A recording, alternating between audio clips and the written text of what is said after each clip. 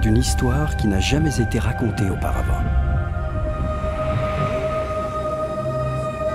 C'est une histoire qui nous renvoie au début de l'humanité, qui nous unit et nous divise à la fois.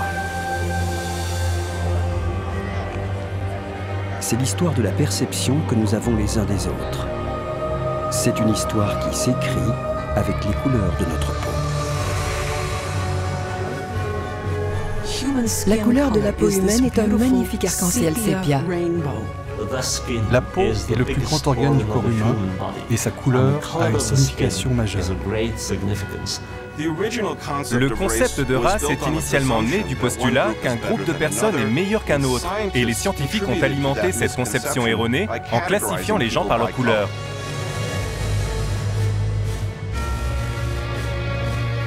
Aujourd'hui, la science a fait de surprenantes découvertes sur l'évolution de la couleur de notre peau. Les personnes à peau claire, qu'elles soient européennes ou asiatiques, sont en fait les mutants de personnes à peau foncée. Une mutation qui n'a jamais été aussi importante qu'aujourd'hui. L'évolution de la pigmentation de la peau concerne chacun d'entre nous. Il y a un décalage entre notre pigmentation et l'environnement dans lequel nous vivons. Depuis 20 ans, une scientifique fait le tour du monde pour découvrir les secrets de la couleur de notre peau. En corrélant les découvertes biologiques et les avancées de la génétique, elle veut prouver une bonne fois pour toutes que nos différences ne sont que superficielles.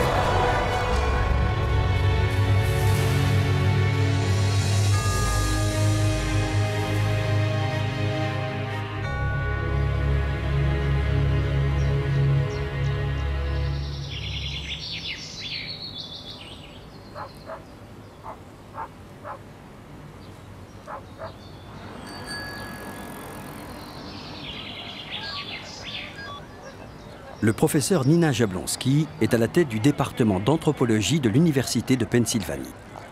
Elle est l'une des principaux experts mondiaux de la couleur de la peau humaine. La peau humaine est composée d'une grande variété de couleurs. Mais il n'existe pas de noir pur ou de vrai blanc, ou de rouge vif ou de jaune. Il s'agit plutôt d'un dégradé qui va du marron foncé à l'ivoire presque blanc.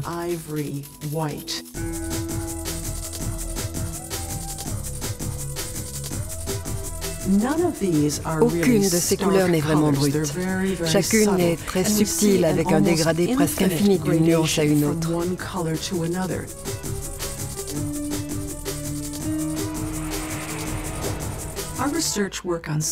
Notre travail de recherche sur la couleur de la peau consiste à comprendre pourquoi cette variété existe aujourd'hui chez les humains. Le principal pigment de la peau humaine est la mélanine. Chacun en dispose d'une quantité qui varie d'un individu à l'autre. La mélanine est une biomolécule extraordinaire. La mélanine est produite dans l'épiderme par des cellules appelées mélanocytes. Il y a deux types de mélanine. L'eumélanine, qui est marron ou noir, et la phéomélanine, qui est rouge ou jaune. La proportion de ces deux types de mélanine détermine les nuances de couleur de peau que l'on observe aujourd'hui.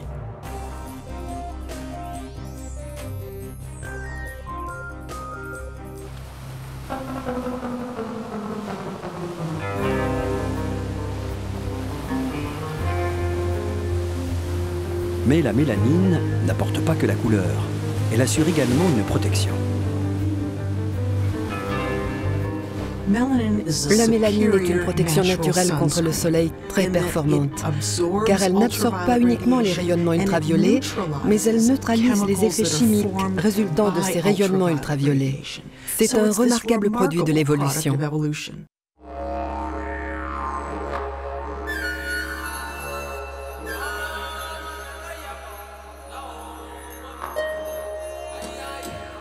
Les scientifiques pensent que tous les hommes modernes descendent d'un groupe à la peau foncée qui a migré d'Afrique il y a environ 120 000 ans et s'est dispersé notamment en Europe et en passant par l'Asie,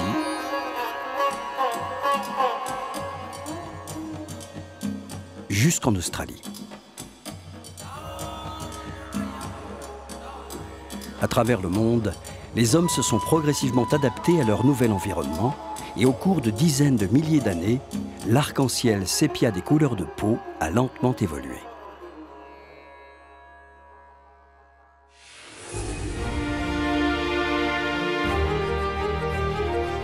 Mais avec le XVIe siècle, les premières explorations lointaines ont débuté. Les Européens à peau claire ont alors rencontré des peuples indigènes à la peau plus mate. En Afrique, en Asie, aux Amériques, dans le Pacifique et en Australie. Ces rencontres furent souvent violentes car les Européens arrivaient avec l'idée que la peau foncée était signe d'infériorité.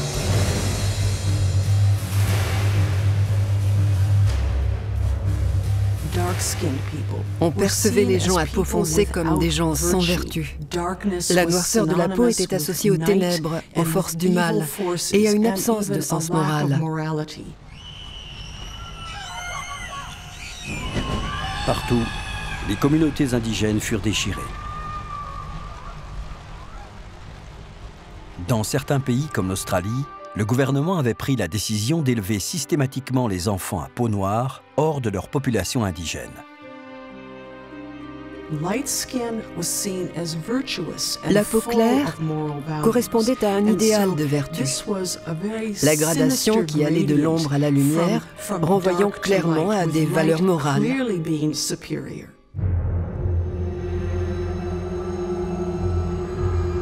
Le commerce des esclaves, pour se justifier, ne fera qu'attiser cette vision. Et, au XVIIIe siècle, ces préjugés étaient si profondément ancrés dans les mentalités qu'ils ont influencé les travaux des premiers scientifiques, dont ceux de Carl Linné. Ce naturaliste suédois est considéré comme le père de la taxonomie, la science qui classe les êtres vivants, les plantes et les minéraux. Il fut le premier à définir les peuples selon leur couleur. Cette discrimination durera jusqu'au XXe siècle et perdure même parfois encore aujourd'hui.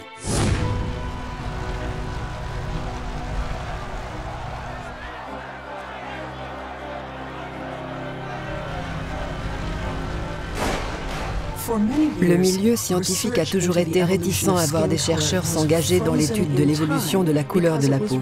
C'était mal vu. Nous avons accumulé un retard considérable.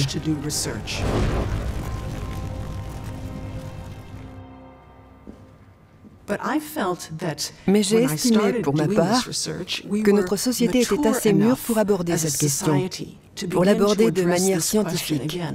Et je me suis lancée. Au cours de ses recherches, Jablonski découvre le travail du géographe italien Renato Biasutti, auteur d'un traité intitulé « Races et peuples de la Terre ». Publié en 1954, cet ouvrage représente la première tentative d'étude scientifique sérieuse sur la répartition mondiale de la couleur de peau humaine. Biasutti a voyagé dans le monde entier pour collecter des données. Il avait mis au point une sorte de nuancier qui lui permettait de caractériser précisément la couleur de chaque peau, à laquelle il associait un numéro, 19 ou 34 par exemple.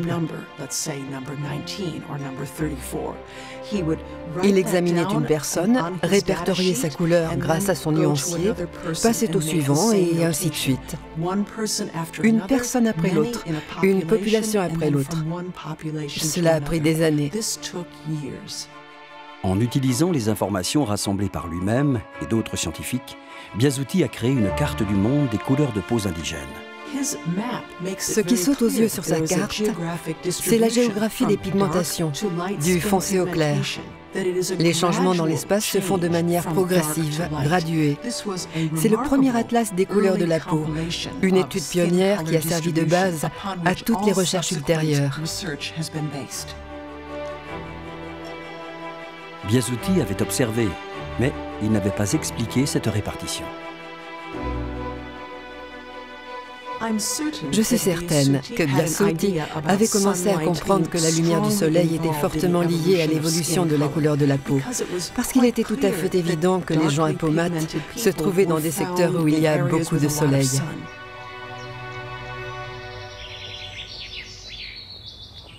Jablonski a voulu valider cette corrélation entre la lumière du Soleil et la répartition des couleurs dans le monde.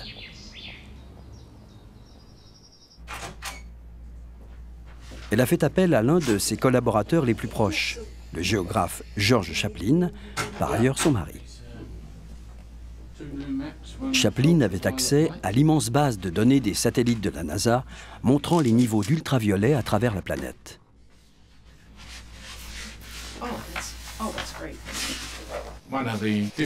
Le problème des données collectées par satellite, c'est qu'il y en a trop.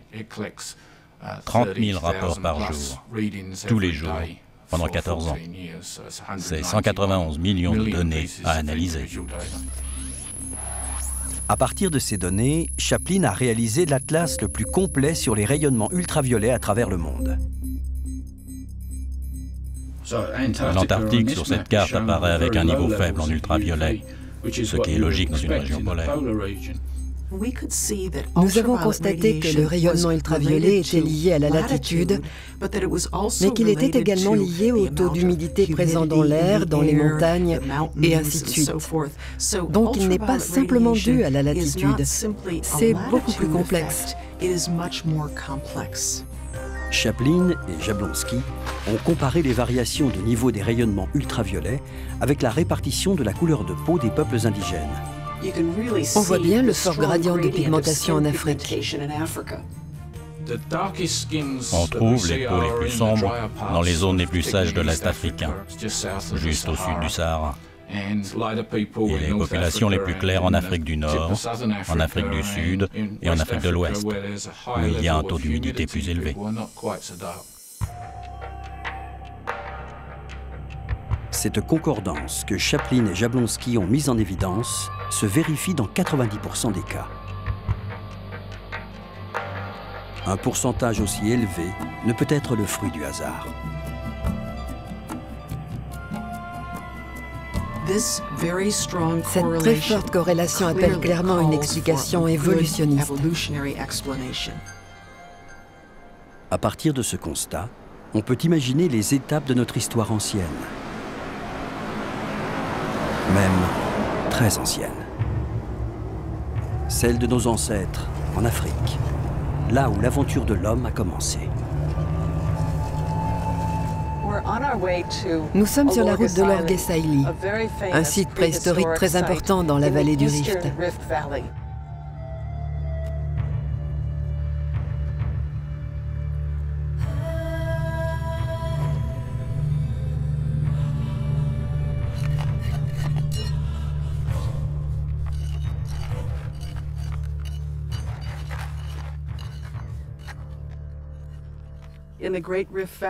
Dans la vallée du Rift, il est relativement fréquent de trouver des fossiles humains, notamment des dents. Ces dents peuvent nous dire de quels hominidés il s'agissait, et aussi, en étudiant l'usure et d'autres indicateurs, ce qu'ils mangeaient à l'époque. En connaissant le type d'alimentation, on peut définir la faune et la flore et en déduire les conditions environnementales et le climat. À Paris, la paléo-artiste de renommée mondiale, Elizabeth Daines, a passé des années à redonner vie à nos ancêtres. Au commencement, il y a le crâne, des discussions en amont avec un groupe de scientifiques. C'est vraiment un échange constant entre l'artiste et les scientifiques. Des éléments qui me permettent de déterminer une couleur de peau ou un système pileux, ce sont toujours des éléments découverts dans la fouille. C'est essentiellement la faune associée qui va déterminer les climats. Donc à partir du moment où on connaît le climat, on va en déduire une couleur de peau.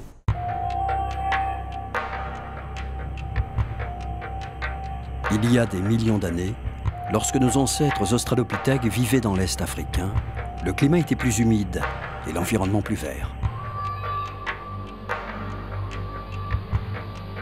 Les scientifiques en déduisent qu'ils étaient comme le chimpanzé moderne qui vit dans un environnement comparable, couvert de poils et avec probablement une peau claire. Avec l'apparition des premiers représentants de la lignée humaine, il y a 1,5 million d'années, les choses vont changer.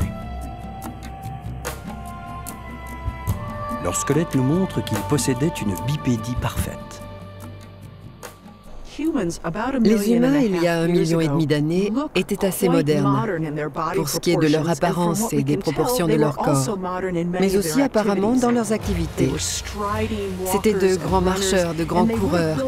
Ils devaient donc produire beaucoup de chaleur corporelle. Cet excès de chaleur corporelle devait ensuite être éliminé soit par ce qu'on appelle le rayonnement thermique, soit par la transpiration. Et par déduction, on sait que cela a conduit à la perte de nos poils et laissé notre peau vulnérable au rayonnement ultraviolet. C'est à ce moment-là que nous avons développé une pigmentation sombre permanente pour nous protéger des rayons ultraviolets.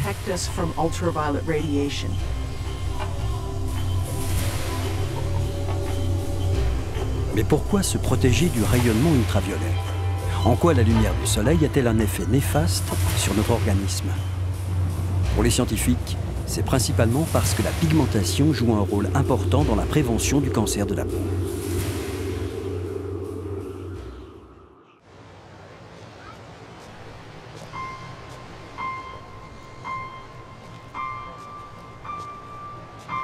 L'Australie a le taux de cancer de la peau le plus élevé au monde. Plus de 50% de la population développera une forme de ce cancer au cours de sa vie. Et environ 1700 personnes en meurent chaque année.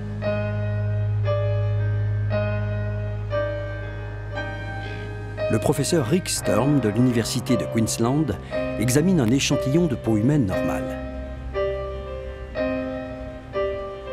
Son apparence est très différente de celle affectée par la forme la plus dangereuse du cancer de la peau, le mélanome.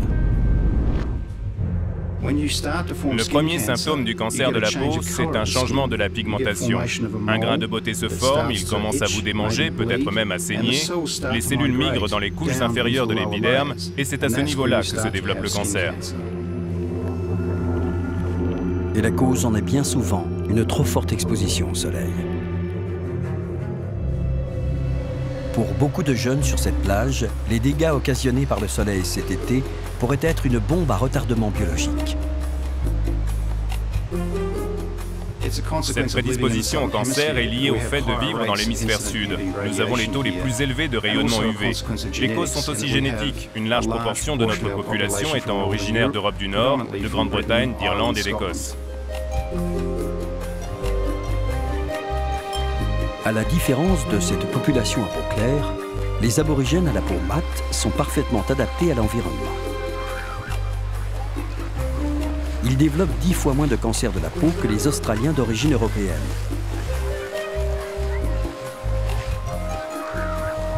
La théorie selon laquelle la peau mate s'est développée comme une protection contre le cancer de la peau semble crédible. Mais pour Jablonski, elle est un peu trop simpliste. Cette hypothèse n'avait pas de sens, parce que le cancer de la peau affecte les gens âgés après la maturité sexuelle. En effet, dans la nature, l'objectif principal des espèces, quelle qu'elle soit, est de se perpétuer. Et cela est également valable pour l'homme. Aussi, quel serait l'intérêt de développer une peau mate pour se protéger d'un dysfonctionnement qui atteint avant tout les personnes âgées, celles n'ayant plus aucun rôle dans la survie de l'espèce? Pire, aux origines de l'humanité, quand l'espérance de vie était plus courte, ce cancer de la peau n'avait même pas le temps de se développer. Si les lois de l'évolution nous ont appris que toute mutation a sa raison pour la pérennité de l'espèce, la peau mate doit jouer un autre rôle, lié à la reproduction. Nous avons exploré plusieurs types de données susceptibles d'éclairer cette corrélation. Et nous avons découvert que les rayons ultraviolets avaient des effets radicalement différents sur la physiologie humaine selon leur longueur d'onde.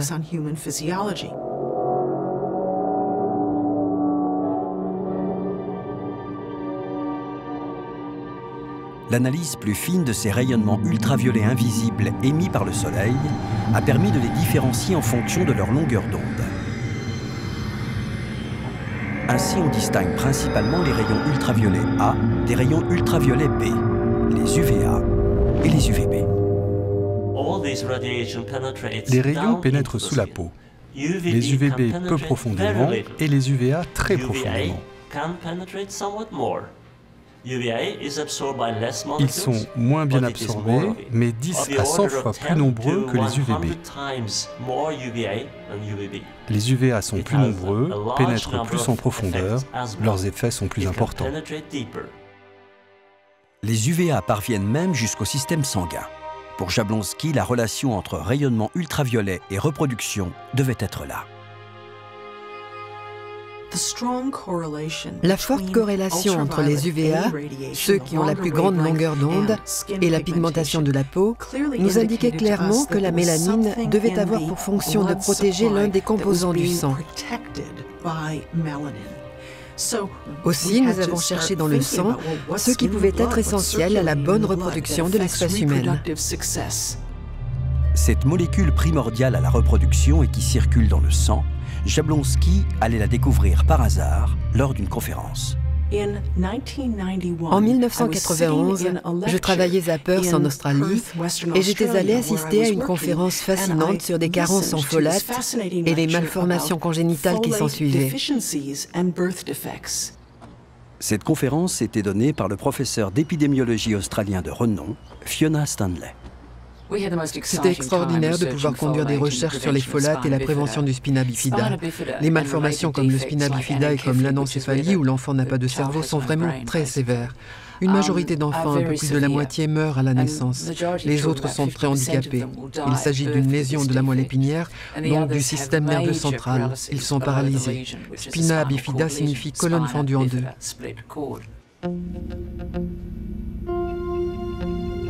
Chez le fœtus, le système nerveux se met en place dès les premières semaines de la vie. Si à ce moment-là, certaines molécules sont absentes, en particulier les folates normalement contenus dans le sang, les conséquences peuvent être dramatiques. Nous avons identifié tous les enfants nés avec ces malformations au cours d'une période de 3-4 ans dans la région de Perth. Puis nous les avons comparés à un second groupe d'enfants avec des malformations différentes. Et enfin, nous avons constitué un groupe témoin de bébés absolument normaux. Et ce fut assez extraordinaire, car nous avons pu établir que les mères dont l'alimentation était riche en folates pouvaient en quelque sorte protéger leurs enfants.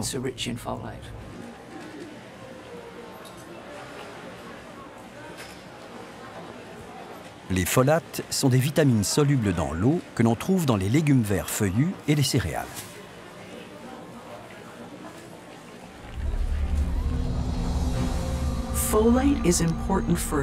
Les folates sont importants pour le développement des embryons, mais aussi pour toutes sortes d'autres processus cellulaires dans l'organisme. Les hommes ont besoin de folates pour produire du sperme sain, par exemple. Il est donc essentiel de protéger ces folates pour assurer la pérennité de notre espèce en termes d'évolution biologique.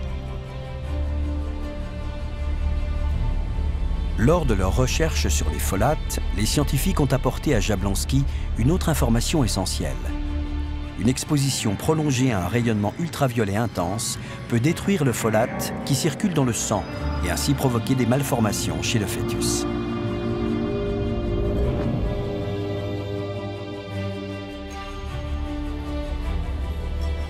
Aujourd'hui, le rôle du folate est reconnu et il est prescrit systématiquement aux femmes enceintes. Tout à coup, j'avais la réponse à la question évolutionniste que je me posais. C'était vraiment « Eureka, j'ai trouvé ». J'étais assise à la conférence, complètement surexcitée. Je ne tenais littéralement plus sur ma chaise. Dès qu'elle a eu fini de parler, je me suis précipitée vers Fiona Stanley pour lui exposer mon idée. Elle a dû penser que j'étais un peu folle. Je n'étais vraiment pas dans un état normal.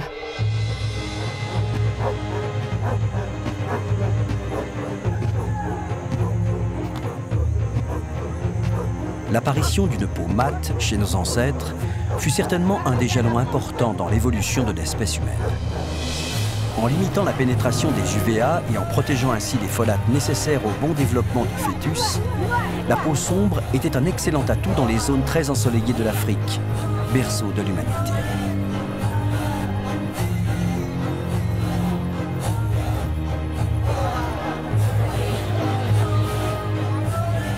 Mais ensuite, quels impératifs ont fait que les populations vivant dans des environnements faibles en ultraviolet ont développé une couleur de peau claire?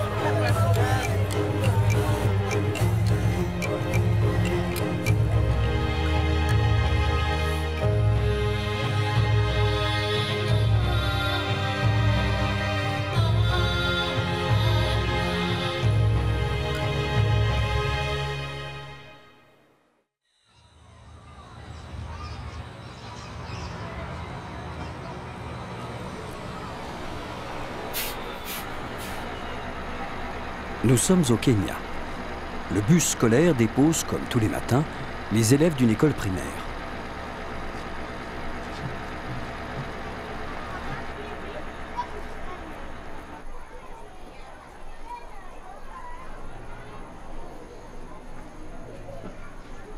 Parmi ceux-ci, les sœurs Grace et Martha Nzomo. Good morning, class. Good morning, Mr. Marigi. How are you? Fine, thank you, Mr. Marigi. Good, fantastic. Here we have a new week with us. Grace et Martha ont hérité d'un patrimoine génétique rare.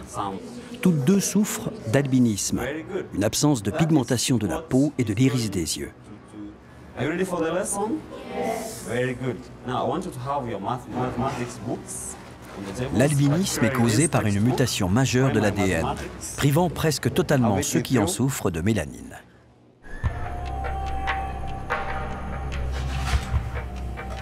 Tout bébé, dont les deux parents sont porteurs de la mutation, a une probabilité de 25% d'être albinos. J'ai aimé qu'elles soient nées albinos toutes les deux, parce que je me souviens du jour où je suis rentrée à la maison avec Martha qui venait de naître. Quand Grace l'a regardée, la première chose qu'elle a dite, c'était « Elle me ressemble ». Si elle avait été différente, je ne sais pas comment elle aurait réagi.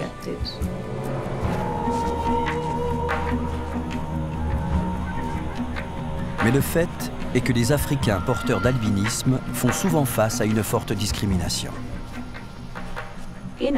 En Afrique, tout le monde a la peau foncée, donc on va vraiment vous remarquer si vous êtes différent.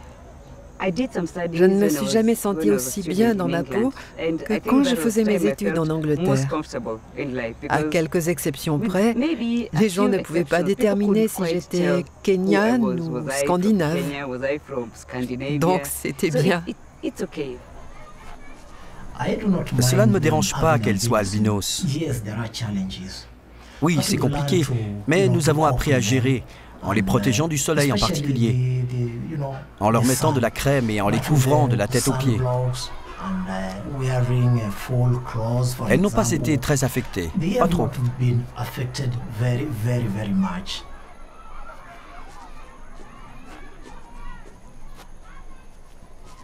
Les scientifiques montrent qu'une simple mutation génétique permet de perdre la pigmentation foncée. Mais ce n'est certainement pas ce phénomène qui a prévalu à l'apparition des peaux claires dans les zones éloignées de l'équateur.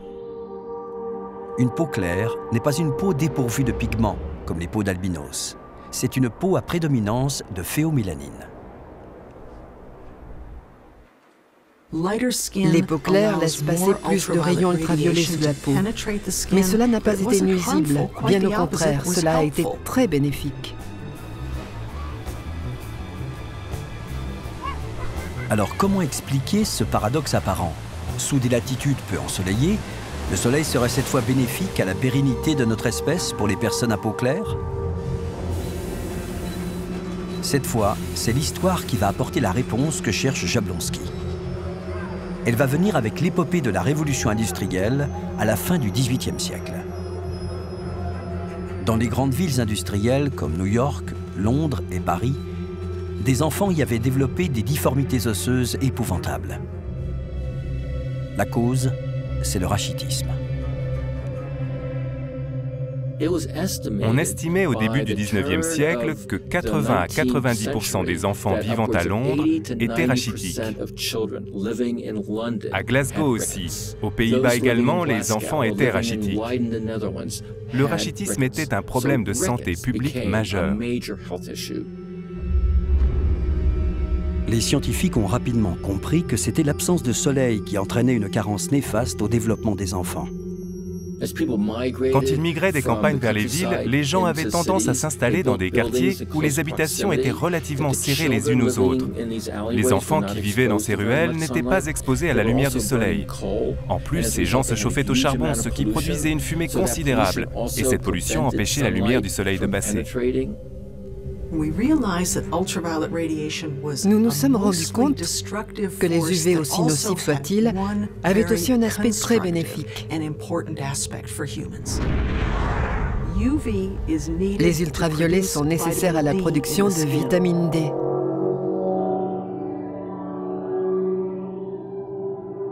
Or, la vitamine D aide l'organisme à absorber le calcium, un élément indispensable à l'homme pour les os et le système immunitaire. La vitamine D est produite au niveau de la peau, lors de l'exposition directe au soleil. Une forme de cholestérol présente dans la peau absorbe les UVB et les convertit en vitamine D. Les enfants de moins de 2 ans avec une carence sévère en vitamine D présentent un risque élevé d'avoir un retard de croissance ou d'autres maladies comme le rachitisme. Au début du XXe siècle, des scientifiques de tous horizons se sont mobilisés pour tenter de comprendre la cause et trouver un remède au rachitisme. Et ils ont fini par comprendre que l'huile de foie de morue était un remède efficace.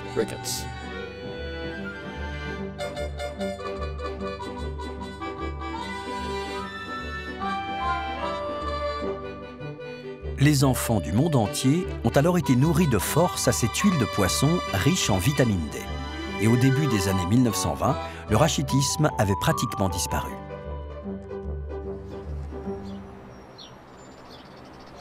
Aujourd'hui, le manque de vitamine D est un problème pour les personnes à peau mate vivant loin de l'équateur. Le manque de soleil pour ces peaux sombres qui bloquaient une grande partie des UV provoque une carence en vitamine D. Nous avons conduit une étude à Boston qui a montré que près de 84% des adultes afro-américains étaient déficients en vitamine D, même à la fin de l'été. Des centaines de milliers d'Américains doivent suivre un régime spécial ou absorber des compléments vitaminiques.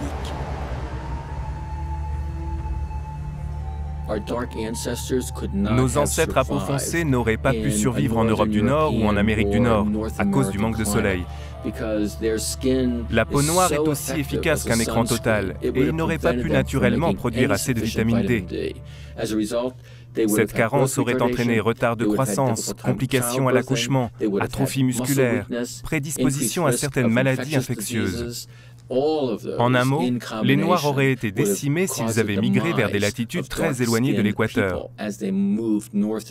La corrélation entre ensoleillement et pigmentation a d'ailleurs été montrée. Alors, comment s'est faite l'adaptation dans ces milieux hostiles à des peaux mates? Pour mieux comprendre, choisissons une région particulièrement concernée, l'Écosse. En Écosse, 15% de la population a les cheveux roux.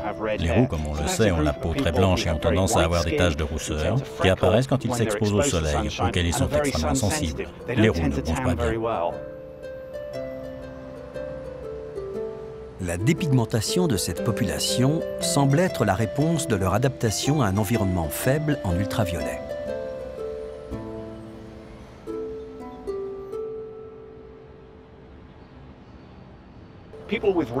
Les roux n'ont pas d'écran naturel contre les UV. Et comme nous avons tous besoin d'UV pour synthétiser notre vitamine D, dans ce cas précis, une peau pâle est un avantage par rapport à une peau sombre.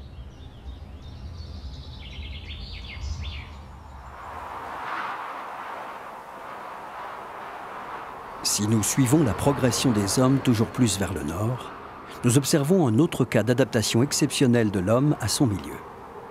Autour du cercle polaire arctique, au Canada, les autochtones de cette région, les Inuits, n'ont pas la peau claire que l'on pourrait supposer. Ils sont exposés à un rayonnement ultraviolet direct, venu du soleil, très faible.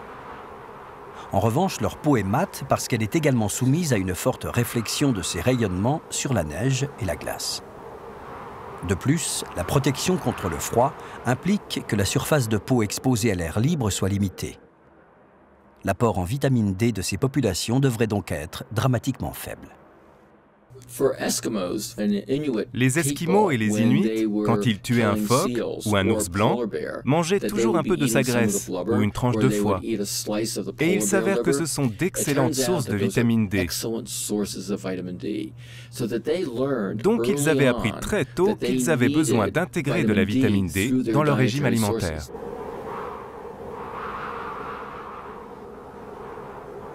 Ce régime traditionnel leur a permis de survivre au-delà du cercle polaire.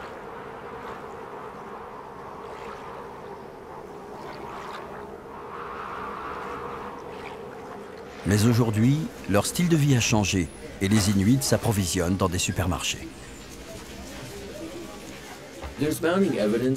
Maintenant que les Inuits ont adopté un mode de vie occidental, ils ont un très haut risque de carence en vitamine D. La prédisposition au rachitisme chez les enfants ou aux douleurs osseuses chez les adultes est avérée. Une alimentation occidentalisée ne peut en aucun cas subvenir à leurs besoins en vitamine D.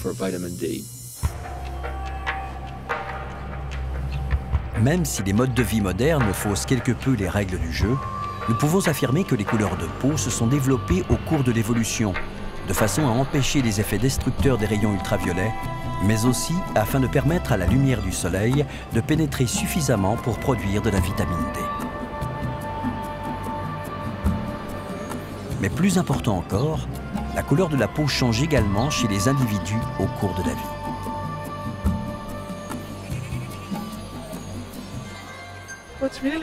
Dans ce village Maasai, comme dans n'importe quelle autre population humaine, on peut observer une variation de couleur naturelle entre les uns et les autres. Les femmes sont ici, comme c'est généralement le cas, légèrement plus claires que les hommes. Et les bébés, beaucoup plus clairs que leur mère. La pigmentation des nourrissons est toujours moins développée que celle des enfants. Et ce n'est qu'à l'adolescence et avec la maturité sexuelle que la pigmentation définitive se met en place.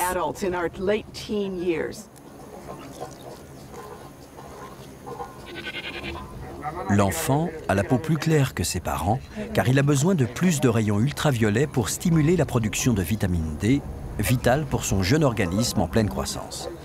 Alors que sa mère et son père, eux, ont besoin d'une peau plus foncée pour protéger le folate nécessaire à la production de sperme sain et au développement embryonnaire. Le parcours de Jablonski touche à sa fin. Elle a montré qu'avec une précision remarquable, la couleur se nuance suivant les besoins et en fonction de l'environnement. Mais comprendre le pourquoi ne répond pas à la question du comment la peau a-t-elle évolué du mat au plus clair.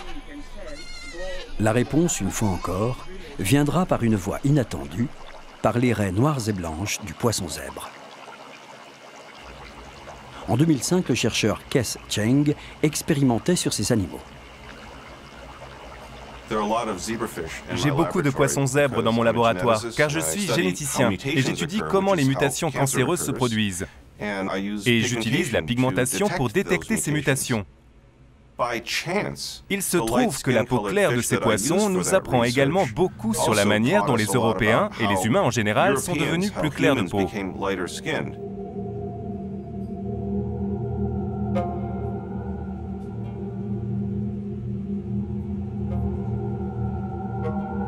Un jour, une des mutations réalisées par le professeur Cheng dans l'ADN d'un poisson zèbre a fait quasiment disparaître le pigment noir de ses rayures.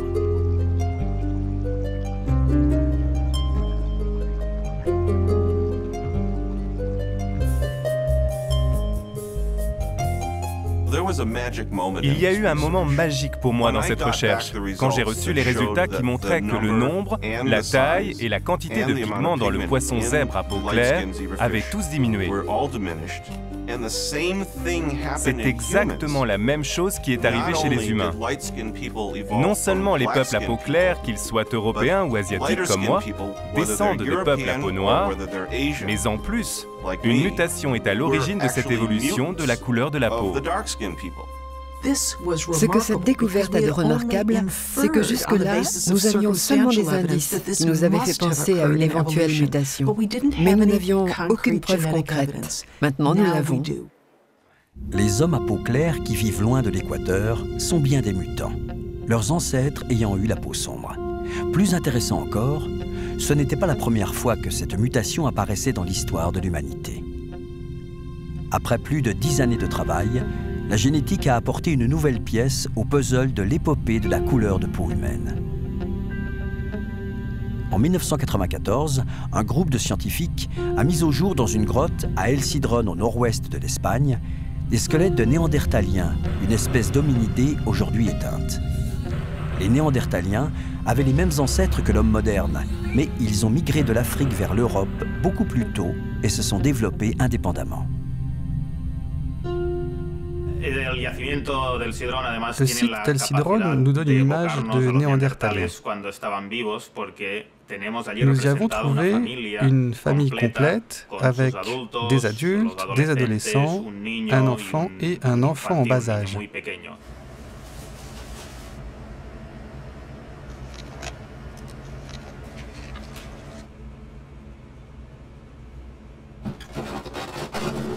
Le docteur Carles Lalueza Fox, de l'Institut de biologie de l'évolution à Barcelone, a tenté d'extraire l'ADN de ces anciens ossements. C'était une entreprise quasi impossible. Quand j'ai reçu les ossements d'El Cidrón, je n'avais pas beaucoup d'espoir de trouver de l'ADN, parce que trouver de l'ADN dans des os de 50 000 ans, c'est inespéré.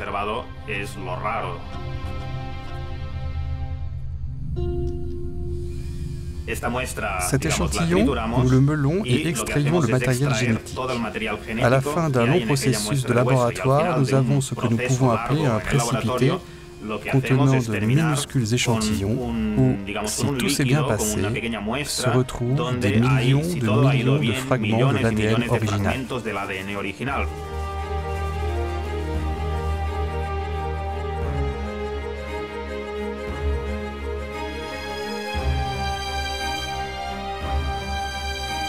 Après 10 années de travail minutieux, Lalueza Fox et son équipe ont isolé dans l'ADN un gène qui porte une mutation réduisant fortement la production de mélanine. Cela signifie que, comme les Européens modernes, les Néandertaliens d'El Cidrón avaient la peau claire.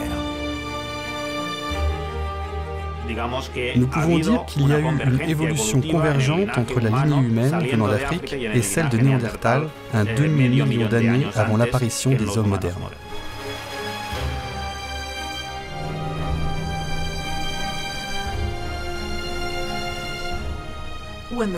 Quand la publication est sortie, disant qu'en fait il y avait une probable mutation dans l'ADN fossile de l'homme de Néandertal, j'ai été vraiment émue. C'était totalement inattendu, c'était merveilleux. Et cela validait que la peau légèrement pigmentée, de même que la peau fortement pigmentée, était un produit de l'évolution biologique.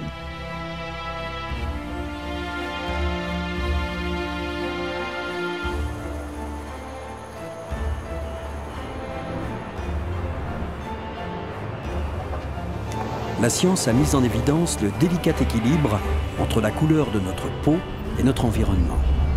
Mais aujourd'hui, cette relation ancestrale est rompue.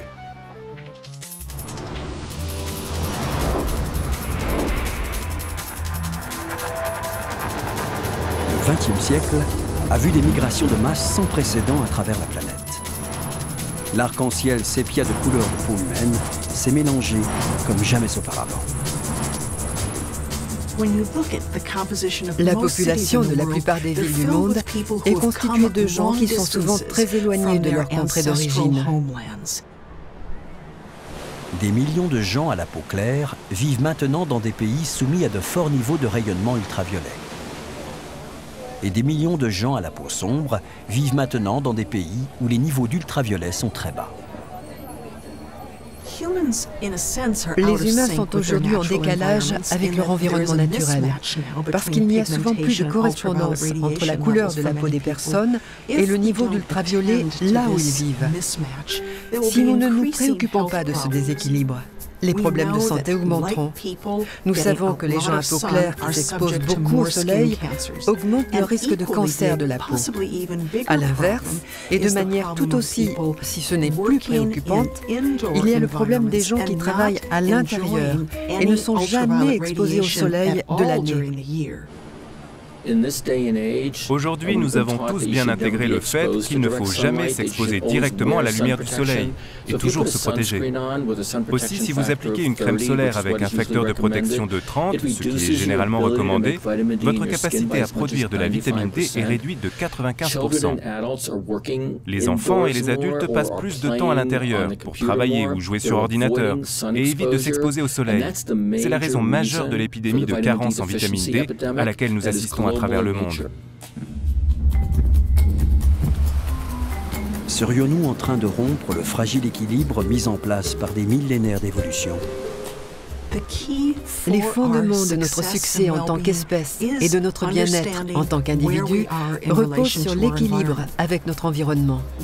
Nous devons chacun assumer nos responsabilités et évaluer le niveau d'exposition au soleil dont nous avons besoin. Quand il existe un décalage, il s'agit de le combler en changeant pratiques culturelles pour les uns, régime alimentaire pour les autres, tenue vestimentaire pour les troisièmes. Il faut que nous nous adaptions.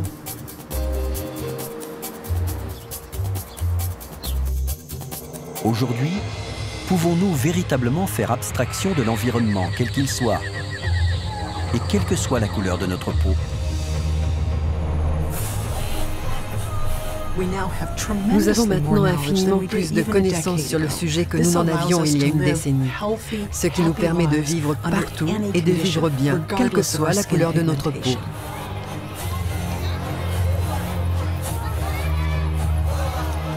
Si nous avons pu nous abstraire de l'environnement, avons-nous également réussi à mettre de côté les préjugés liés à la couleur?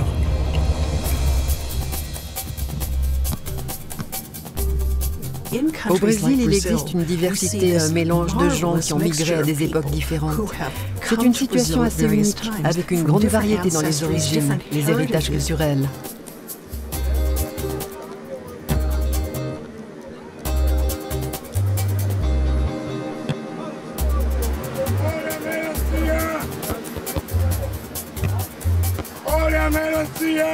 Lors d'un recensement récent, on a demandé aux Brésiliens de décrire leur couleur de peau. Yellow, Caramel, tarnish, peach white, coffee with milk, pure white, chocolate brown, white Mary, blood orange, varnished rose. Malabar. Ils ont défini 134 nuances différentes. Le Brésil est un beau melting pot de pigmentation humaine. Une couleur de peau juxtaposée à une autre au sein d'une même communauté. C'est ça l'avenir de l'humanité.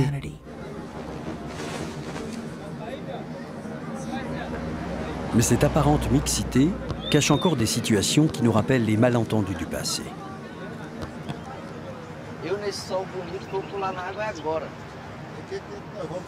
Alex et Alan Teixeira de Cunha sont jumeaux. Leurs origines africaines et portugaises sont fréquentes au Brésil. Mais la couleur de leur peau a créé une controverse quand ils se sont inscrits à une université pratiquant un système de quotas pour les minorités de couleur. Nous sommes allés à l'université pour la photo. Et après que la photo a été prise, ils nous ont donné les résultats. En se basant sur cette photo, ils ont décidé que j'étais noir et qu'Alex était blanc. Toute l'absurdité de la classification des hommes d'après leur couleur est là. La génétique a montré que sur les 25 000 gènes humains, seulement 50 sont impliqués dans la détermination de la couleur. Cela signifie qu'indépendamment de notre couleur de peau, nous sommes tous, génétiquement parlant, identiques.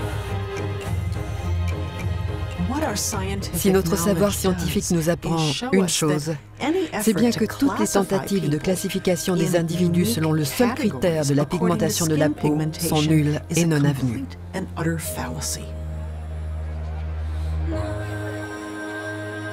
La science a balayé les concepts démodés de race et a montré, une fois pour toutes, que si la couleur de notre peau peut être le marqueur le plus visible de notre identité, nos différences, de fait, ne sont que superficielles. Ce que je souhaite plus que tout, c'est que mes recherches aident à mettre une croix sur le racisme et inaugurent une nouvelle ère où soit vraiment reconnu le fait que nous avons tous des ancêtres communs. J'ai bon espoir que notre nouvelle compréhension de l'évolution et de ses ramifications nous aideront à vivre plus sainement et en harmonie les uns avec les autres.